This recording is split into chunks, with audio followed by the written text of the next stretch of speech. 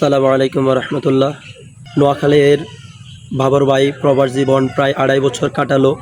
2.5 বছর পরে তার স্বপ্ন ছিল সে বাড়ি যাবে, কিন্তু তার স্বপ্নটা পূরণ হয়েছিল। তাকে রিসিভ করতে গিয়েছিল ঢাকা এয়ারপোর্ট, কিন্তু তার আপনজন তাকে রিসিভ করছিল, কিন্তু আসা অবস্থায় গাড়ি অ্যাক্সিডেন্ট করে তার আপনজন প্রিয় মানুষগুলো দুনিয়ার মায়া ত্যাগ করে চলে গেল। বাবর ভাই আসলে আসার সময় একটা পোস্ট করছিলেন, স্বপ্ন যাবে বাড়ি। আসলে ভাইয়ের স্বপ্ন পূরণ হয়েছিল, কিন্তু ভাইয়ের যে আপনজনদের কাছে আসছিল সেই আপনজনদেরকে এই দুনিয়া থেকে হারাই ফেলল। ভাইয়ের এই দুঃখজনক বিষয়গুলো আসলে আজকে সকল মানুষের মনে অনেক দুঃখ।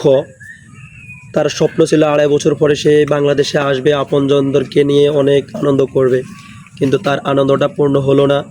ভাইকে যাতে আল্লাহ তাআলা ধৈর্য ধারণ করার মতন সেই তৌফিক দান করেন।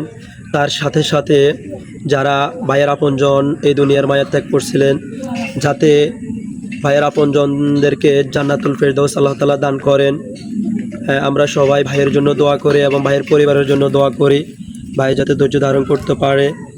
আর ভাইয়ের আশা ছিল আসলে আশা পূর্ণ হয়েছে, কিন্তু আত্মীয় স্বজন নিয়ে যেরকম আনন্দ করার কথা ছিল সেই আনন্দ সে করতে পারলো না। খুব কষ্টের বিষয় আসলে। যাক, ভাইয়ের জন্য অবশ্যই দোয়া করবেন। আল্লাহ হাফেজ। আসসালামু আলাইকুম ওয়া রাহমাতুল্লাহ।